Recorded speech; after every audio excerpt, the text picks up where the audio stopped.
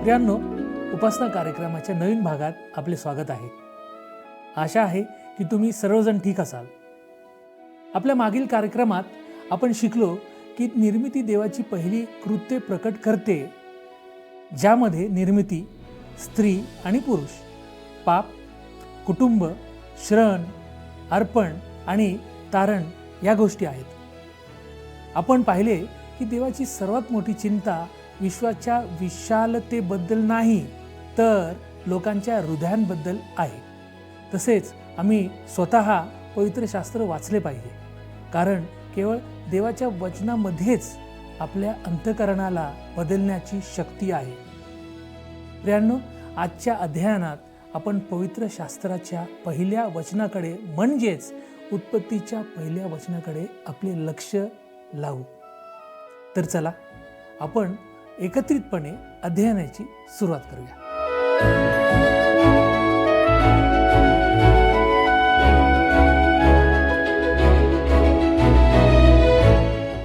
प्रभू येशू ख्रिस्ताच्या मधुर नावात आपणा सर्वांस सलाम.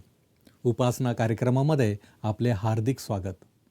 मागील कार्यक्रमात आपण उत्पत्ती या जुन्या करारातील पुस्तकाचा परिचय करून घेतला होता. आज आपण या पुस्तकाचा पहिला अध्याय आणि पहिले वचन याचे अध्ययन करणार आहोत. विश्वाची निर्मिती हा मानवासाठी नेहमीच कुतूहलाचा विषय राहिला आहे. मानव म्हणून आम्ही याबाबत कितीही शोध घेण्याचा प्रयत्न केला तरीही ठोस असे आमच्या हाती काही लागत नाही. पवित्र शास्त्र मात्र याबाबत आम्हाला बरेच काही सांगते. अर्थात त्यासाठी आम्हाला विश्वासाचा पेहराव करणे आवश्यक असते. याबाबत पवित्र शास्त्र आम्हाला काय सांगते ते आपण पाहण्याचा प्रयत्न करूया. सर्वप्रथम आपण उत्पत्ती याचा पहिला अध्याय आणि पहिले वचन वाचूया. उत्पत्ती 1:1. प्रारंभी देवाने आकाश व पृथ्वी ही उत्पन्न केली. हे आतापर्यंत केलेल्या सर्वात गहन विधानांपैकी एक आहे आणि निश्चित हे विधान आपल्यासाठी आव्हानात्मक आहे. मला वाटते की मनुष्य आणि प्राण्यांच्या निर्मितीचा अपवाद वगळता हे वचनच आपल्याजवळ प्रत्यक्ष निर्मितीबद्दल सर्व काही आहे आणि उत्पत्तीच्या पुस्तकामध्ये नंतर आपण या गोष्टी पाहणार आहोत. पण ही निर्मितीची कथा आहे आणि खरोखरच एक अतिशय लहान, छोटी, थोडकी अशी कथा आहे. हे लक्षात घेणे मनोवेधक आहे की देवाने आपल्याला निश्चितच एक छोटी आवृत्ती दिली आहे. प्रश्न हा उद्भवतो की जेव्हा त्याने आपल्याला हा विशिष्ट विभाग दिला तेव्हा त्याच्या मनात काय होते? येथे देवाचा उद्देश काय होता? भूगर्भशास्त्र शिकवण्याचा त्याचा उद्देश होता का? या विशिष्ट टप्प्यांवर बरेच वाद आणि मतभेद आहेत. काही काळापूर्वी एका विकसित शहरामध्ये राज्य शिक्षण मंडळाने विज्ञानाच्या पुस्तकांमध्ये निर्मितीचा पवित्र शास्त्रासंबंधी तथाकथित सिद्धांत समाविष्ट करण्याचा निर्णय घेतला. आता स्पष्टपणे सांगायचे तर काय आपण म्हणजे ख्रिस्ती लोकांनी अशा निर्णयांबद्दल आनंदी व्हावे? कदाचित कोणीतरी म्हणेल की आपण आनंदी असायला हवे, कारण ते योग्य दिशेने टाकलेले एक पाऊल आहे. प्रियांनो, येथे खरी चिंता ही आहे की ते शिकवणाऱ्या शिक्षकांची पार्श्वभूमी काय असेल. खरं तर ख्रिस्ती पार्श्वभूमी असलेले आणि पवित्र शास्त्राची पार्श्वभूमी असलेले पुरेसे शिक्षक नसतील तर असे शिक्षक हा सिद्धांत योग्यरित्या शिकवू शकतील का, असा प्रश्न निर्माण होईल. कदाचित सार्वजनिक शाळेतील शिक्षकांपैकी खूपच कमी शिक्षक खऱ्या अर्थाने निर्मितीची कथा शिकवण्यासाठी तयार असतील.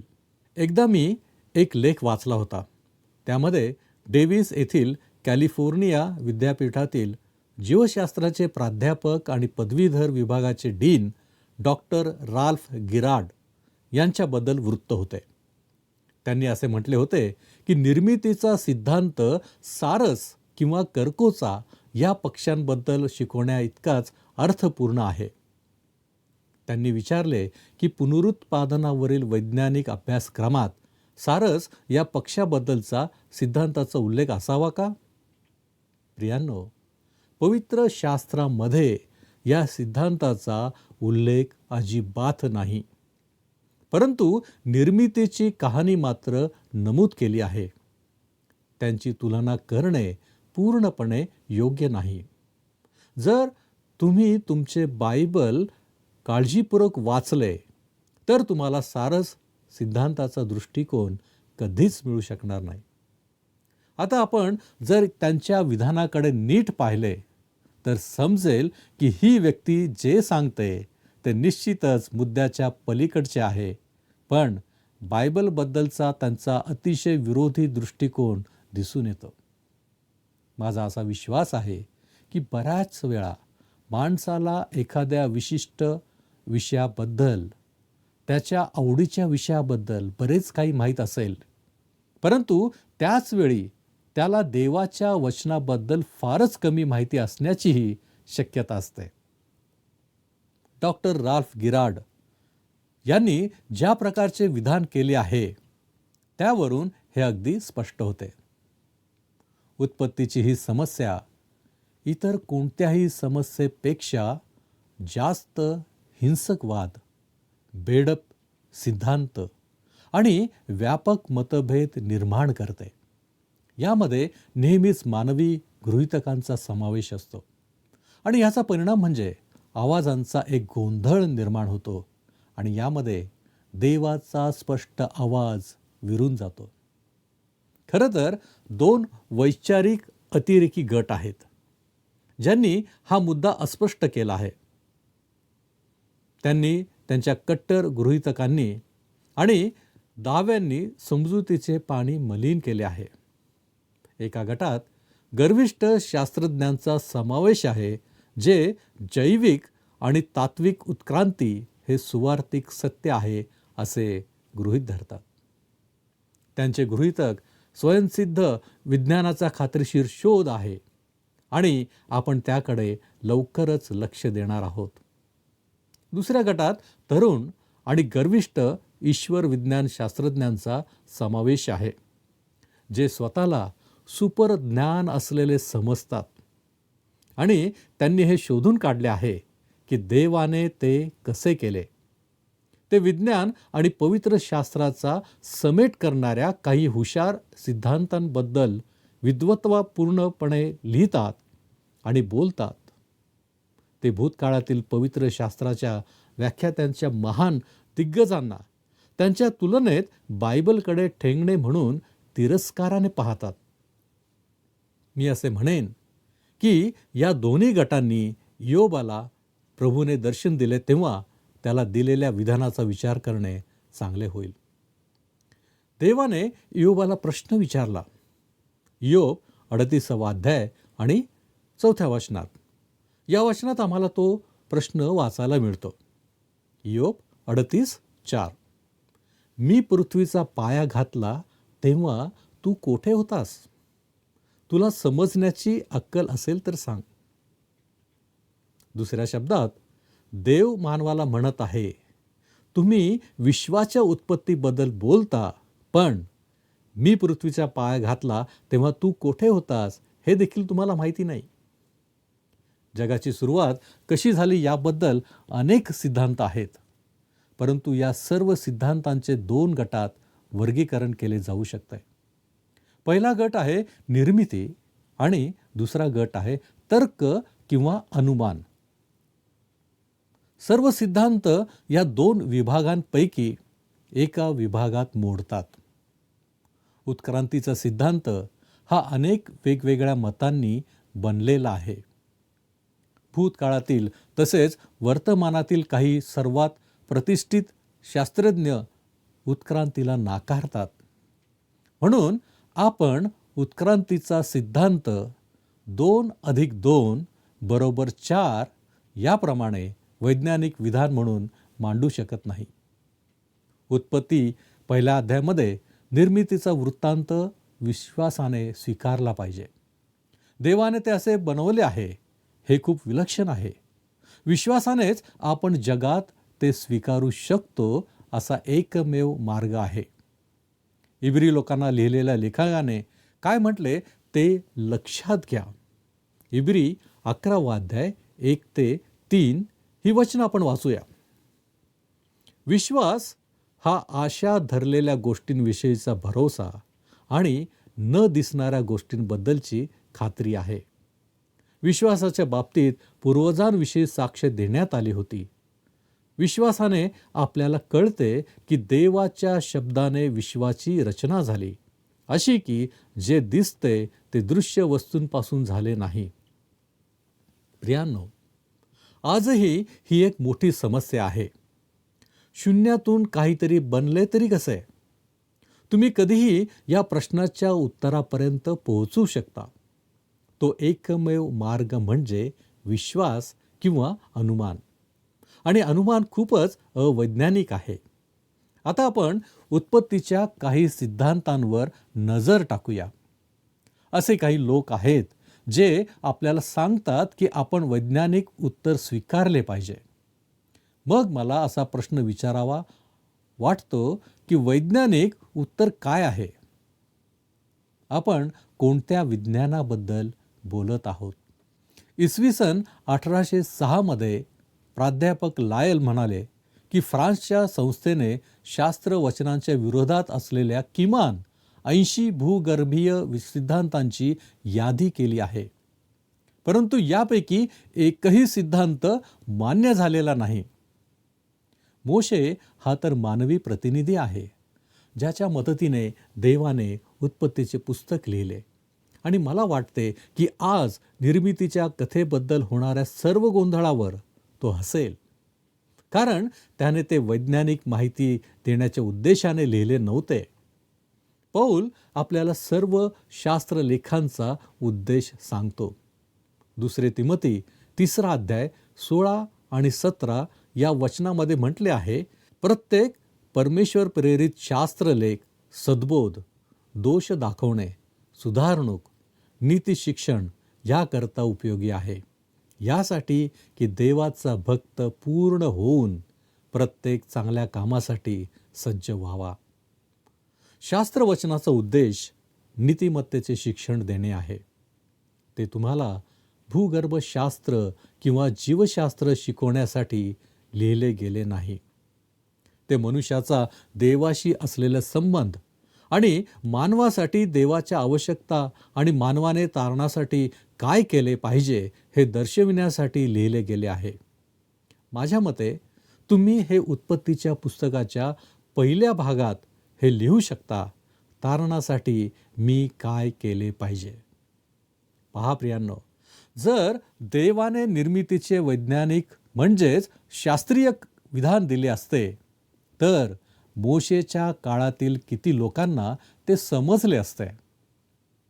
आता आपल्या काळात किती लोकांना ते समजले असते.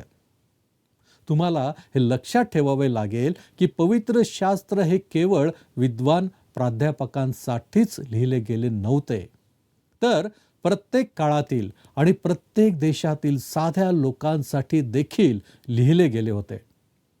जर ते मोशेच्या काळातील शास्त्रीय भाषेत लिहिले गेले असते तर ते निश्चितच नाकारले गेले असते. म्हणूनच विश्वाच्या उत्पत्तीच्या संदर्भात मानवांनी अनेक उपाय सुचवले आहेत. एक म्हणजे ते एक भ्रम आहे. बरं, ते निश्चितच वस्तुस्थितीच्या विरुद्ध आहे, नाही का? आणि तरीही असे लोक आहेत जे त्या सिद्धांताचे पालन करतात. असे काही लोक आहेत जे असे मानतात की विश्व आपोआप शून्यातून उद्भवले. आणखी एक दृष्टिकोन असा आहे की त्याचे कोणतेही मूळ नव्हते, परंतु ते अनंत काळ अस्तित्वात आहे. चौथा दृष्टिकोन असा आहे की ते निर्माण केले गेले होते आणि हे विश्वाच्या उत्पत्तीचे स्पष्टीकरण देण्यासाठी मानवांनी मांडलेल्या अनेक वेगवेगळ्या सिद्धांतांमध्ये मोडते. प्रियांनो, असेही काही सिद्धांत आहेत जे मानवांनी जगाच्या इतिहासात पुढे नेले आहेत. हॉवर्ड वेधशाळेच्या माजी संचालक डॉक्टर हॉर्लो शेप्ली यांचे एक विधान येथे आहे, ज्यांनी टिप्पणी केली की आपण ज्या जगात राहतो त्याबद्दल आपण अजूनही अज्ञानात बुडालेले आहोत. त्यांनी निरीक्षण केले की आपण ज्ञानाच्या एकूण अंदाजाच्या प्रमाणात दीर्घ वांशिक अनुभवाच्या प्राण्यांनी मिळवलेल्या ज्ञानाच्या पातळीपेक्षा खूपच कमी प्रगती केली आहे. आपल्याला खात्री आहे की आता अंधारात होणाऱ्या विचित्र आवाजांना भीती वाटत नाही किंवा मृतांबद्दल पूर्णपणे अंधश्रद्धाळू नाही. अनेक प्रसंगी आपण शूरपणे तर्कशुद्ध आहोत. तरीही आपल्याला माहीत आहे की अज्ञात आपल्याला माहीत असलेल्या गोष्टींपेक्षा किती पलीकडचे आहे. दुसऱ्या शब्दात, आपण ज्या पृथ्वीवर राहतो त्याच्या उत्पत्तीच्या सापेक्षतेत आपण अजूनही पूर्णपणे अंधारात राहतो. याबद्दल पेनिसिल्व्हेनिया विद्यापीठातील डॉक्टर लॉरेन्स सी आयसेली यांना विचारण्यात आले. त्यांनी उत्तर दिले की आपल्याला आध्यात्मिक गोष्टींपेक्षा पदार्थ आणि ते कसे निर्माण होतात याबद्दल जास्त माहिती नाही. म्हणून मला वाटते की आपल्या सध्याच्या ज्ञानाच्या स्थितीत असे म्हणणे मूर्खपणाचे आहे की एक गोष्ट दुसऱ्याला प्रतिबंध करते. विश्व उदयोन्मुख स्तरांच्या मालिकेच्या रूपात अस्तित्वात आहे असे दिसते. त्यापैकी एकही खालील स्तरांसारखे नाही. माणूस आणि उर्वरित सर्व जीवन उत्क्रांत झाले आहेत आणि बदलले आहेत हे निर्विवाद आहे. परंतु या बाह्य गोष्टींखाली काय आहे हे आपल्याला माहीत नाही. मला वाटते की तुमच्या प्रश्नाचे उत्तर मी द्यावे, परंतु माझे अज्ञान मोठ्या शब्दात झाकल्याने तुम्हाला किंवा मलाही त्याचा फायदा होणार नाही.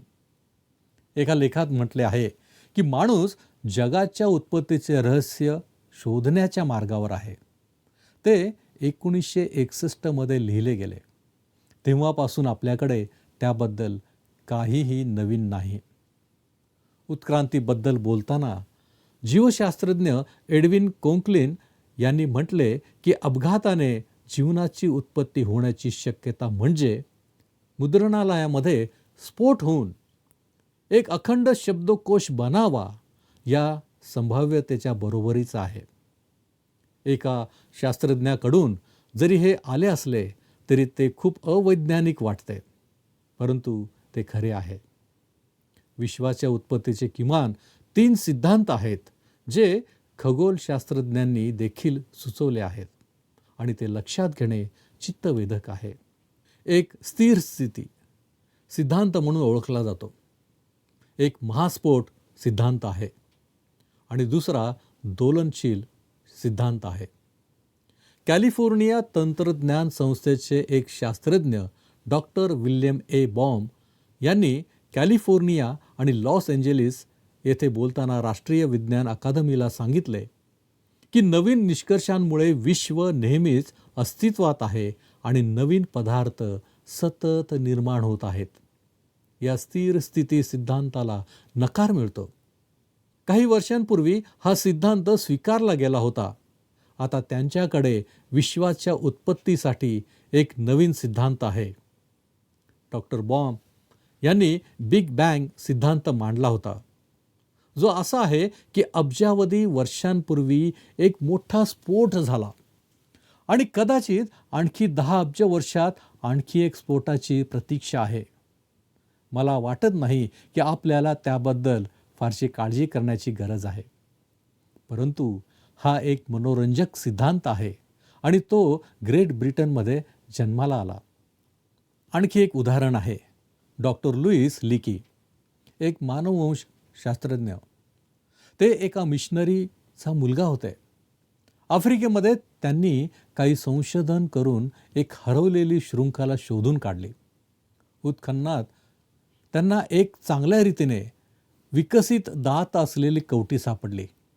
त्यांचा दावा होता की ती कवटी सुमारे 6 लाख वर्षांपूर्वीची एका किशोरवयीन तरुणाची आहे.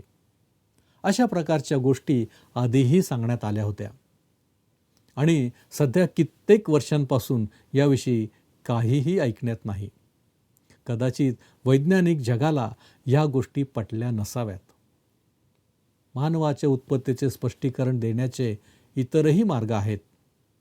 टेक्सास येथील A&M कॉलेजमधील जीवशास्त्राचे सहयोगी प्राध्यापक डॉक्टर लॉरेन्स एस. डिलन म्हणतात की माणूस हा प्राणी नाही, तर तपकिरी शैवालपासून विकसित झालेली वनस्पती आहे. आता कदाचित तुम्ही तुमच्या आजी आणि आजोबांना चुकीच्या ठिकाणी शोधण्याचा प्रयत्न कराल. कदाचित काही लोक झाडावर शोधतील. खरोखरच हास्यास्पद असे हे तर्क आहेत, नाही का? काही वर्षांपूर्वी एका मासिकात एक लेख आला होता. त्यात लिहिले होते की पृथ्वीवरील जीवनाच्या सुरुवातीबद्दल अनेक शतके वाद झाले. जगभरातील प्रयोगशाळांमधून यावर आश्चर्यकारक उत्तर बाहेर येत आहे. हे वाचल्यावर अनेकांना वाटले की आतापर्यंत आपल्याला काही निश्चित उत्तरे किंवा कमीत कमी थोडे प्रोत्साहन मिळेल. परंतु दुर्दैवाने अद्याप कोणतेही उत्तर मिळालेले नाही. पृथ्वीची सुरुवात कशी झाली याबद्दल आज इतर अनेक सिद्धांत मांडले जातात. जर्मनीतील डॉक्टर क्लॉस मॅम्बेल यांनी सांगितले की मानवजातीला कॅनरी पक्षी किंवा कांगारू यांपेक्षा वानरांशी जोडलेले पाहण्याचे कोणतेही कारण दिसले नाही. उत्क्रांतीचा सिद्धांत अनेक वेगवेगळ्या टप्प्यांमध्ये आणि दृष्टिकोनांमध्ये विभागलेला आहे. तो कधीही सत्य असल्याचे सिद्ध झालेले नाही. हे दुर्दैवी आहे की जेव्हा तुम्ही बनावट शास्त्रज्ञांच्या पातळीवर पोहोचता तेव्हा ते खरोखरच योग्य दृष्टिकोन देण्याच्या स्थितीत नसतात, कारण त्यांना कॉलेजमध्ये फक्त एकच दृष्टिकोन देण्यात आला होता. शास्त्रज्ञांमध्येही उत्क्रांतीचा एकमताने स्वीकार झाला आहे असे वाटत नाही. याचे उदाहरण म्हणजे डॉक्टर G.A. केरकुट. हे स्वतः उत्क्रांतीवादी होते. इंग्लंडमधील एक विद्यापीठातील शरीरक्रिया विज्ञान आणि जैवरसायनशास्त्र विभागाचे होते. पहा, जरी ते स्वतः उत्क्रांतीवादी असले तरी त्यांच्या द इम्प्लिकेशन्स ऑफ इव्होल्यूशन या पुस्तकात ते लिहितात, एक सिद्धांत आहे जो सांगतो की कालांतराने अनेक सजीव प्राण्यात बदल घडतात जेणेकरून नवीन प्रजाती तयार होतात. याला उत्क्रांतीचा विशेष सिद्धांत म्हणता येईल आणि काही प्रकरणांमध्ये प्रयोगांद्वारे ते सिद्ध करता येते. दुसरीकडे असा सिद्धांत आहे की जगातील सर्व सजीव एकाच स्रोतापासून निर्माण झाले आहेत, जे स्वतः एक अजैविक स्वरूपातून आले आहे. या सिद्धांताला उत्क्रांतीचा सामान्य सिद्धांत म्हणता येईल आणि त्याला समर्थन देणारे पुरावे पुरेसे मजबूत नाहीत की आपण ते केवळ एक कार्यरत गृहीतक म्हणून विचारात घेऊ शकतो. आता स्वीडिश वनस्पतीशास्त्रज्ञ डॉक्टर हेरिबर्ट निल्सन यांचे विधान ऐका. ते सुद्धा उत्क्रांतीवादी आहेत. त्यांनी म्हटले, 40 वर्षांहून अधिक काळ प्रयोग करून उत्क्रांती सिद्ध करण्याचे माझे प्रयत्न पूर्णपणे अयशस्वी झाले आहेत. किमान माझ्यावर पूर्वकल्पित उत्क्रांती विरोधी दृष्टिकोनातून सुरुवात केल्याचा आरोप केला जाऊ नये. हे ठामपणे सांगितले जाऊ शकते की पॅलिओबायोलॉजिकल तथ्यांवरून व्यंगचित्र बनवणे देखील शक्य नाही. जीवाश्म साहित्य आता इतके पूर्ण झाले आहे की नवीन वर्ग तयार करणे शक्य झाले आहे आणि संक्रमणकालीन मालिकेचा अभाव हे साहित्याच्या कमतरतेमुळे स्पष्ट केले जाऊ शकत नाही. कमतरता वास्तविक आहेत, त्या कधीही भरून निघणार नाहीत. उत्क्रांतीची कल्पना शुद्ध श्रद्धेवर आधारित आहे. मला असे कळले आहे की या व्यक्तीने नंतर धर्मक्षेत्रात प्रवेश केला. प्रियांनो, उत्क्रांतीवादी होण्यासाठी तुम्हाला ते श्रद्धेने घ्यावे लागेल. काही लोकांसाठी उत्क्रांती ही कल्पना आहे आणि नेहमीच तशीच राहिली आहे आणि म्हणून अनेक लोकांनी ते सत्य म्हणून स्वीकारले आहे. प्रियांनो, या विश्वातील अनेक गोष्टी आपल्यासाठी अजूनही गूढच आहेत. विज्ञानाकडेही त्याची उत्तरे आता उपलब्ध नाहीत. परंतु ज्या परमेश्वराने निर्मिती केली, जो जिवंत आहे, त्याने आमच्यासाठी सर्व काही नमूद करून ठेवले आहे. केवळ आम्हाला ते म्हणजेच पवित्र शास्त्र वाचायचे आहे आणि समजून घ्यायचे आहे. या ठिकाणी आपण थांबूया आणि पुढील कार्यक्रमात पुन्हा भेटू. परमेश्वर आपणास आशीर्वादित करो. आपण प्रार्थना करूया. आमच्यावरती प्रीती करणाऱ्या आमच्या महान प्रेमळ परमेश्वरा, धन्यवाद देतो, तुझी स्तुती करतो प्रभूजी. आजच्या या अध्ययनाच्या द्वारे तू आम्हाला अनेक गोष्टी शिकवलेल्या आहेत. होय प्रभूजी, आमच्या मनामध्ये अनेक प्रश्न आहेत. विज्ञान आम्हाला काय सांगतं, आणि प्रभूजी आम्ही काय वेळात त्यावेळेस गोंधळून जातो, आम्हाला कळत नाही. आणि म्हणूनच प्रभू परमेश्वर, आम्ही तुझे आभारी आहोत की उत्क्रांती याविषयी तू आज आम्हाला वेगळ्या पद्धतीनं सांगितलेलं आहे. ज्या गोष्टी या जगामध्ये घडत आहेत, नवनवीन सिद्धांत आम्ही पाहिलेले आहेत, परंतु बापा आज आम्हाला तू तो विश्वास दिलेला आहेस की आम्ही कशा प्रकारे पुढं जावं. आणि म्हणूनच प्रभूजी आम्ही तुझे उपकार मानतो, धन्यवाद देतो. या कार्यक्रमाच्या द्वारे तू आमच्याशी बोलत आहेस. प्रभूजी, इथून पुढची सर्व वेळ आम्ही तुझ्या हाती सोपवितो आणि या विनंत्या, मागण्या येशू ख्रिस्त आमचा प्रभू याच्याद्वारे करतो, म्हणून तू ऐक. आमेन. प्रभूची कृपा आपणाबरोबर सदैव असो. आजच्या संपूर्ण कार्यक्रमात आमच्यासोबत राहिल्याबद्दल धन्यवाद. उत्पत्ती 1:1 घोषित करते की प्रारंभी देवाने आकाश व पृथ्वी ही उत्पन्न केली. हे एक साधे पण गहन असे विधान आहे, जे प्रकट करते की देव सर्व वस्तूंचा निर्माता आहे. या वचनाचा उद्देश विज्ञान शिकवणे नाही, तर देवाचे त्याच्या निर्मितीशी असलेले नाते आणि त्याची तारणाची योजना प्रकट करणे आहे. ही निर्मितीची कहाणी विश्वासाने स्वीकारली पाहिजे. मला आशा आहे की आजच्या अभ्यासाद्वारे आपण पवित्र शास्त्र उघडून देवाचे वचन वाचण्यासाठी प्रेरित झाला असाल. आपण आपला विश्वास याचप्रमाणे सुरू ठेवू आणि पुन्हा भेटूपर्यंत देवाच्या कृपेत राहा. धन्यवाद. मागील कार्यक्रमातील प्रश्नाचे उत्तर आहे पर्याय बी. सर्वसाधारणपणे उत्पत्ती या पुस्तकाचे 2 भाग पडतात.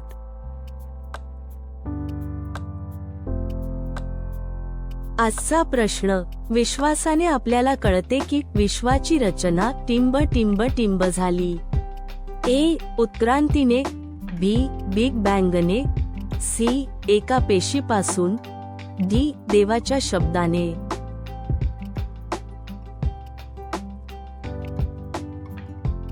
प्रियांनो, या प्रश्नाचे उत्तर उद्या सकाळी 6 वाजण्याच्या आधी पर्याय ए, बी, सी किंवा डी लिहून आपले नाव, पत्ता आणि ठिकाण यासोबत मोबाईल नंबर 7021474742 वर SMS किंवा व्हॉट्सॲप करा. हा कार्यक्रम आपणास आवडला काय? आता आम्हाला एक मिस कॉल करा.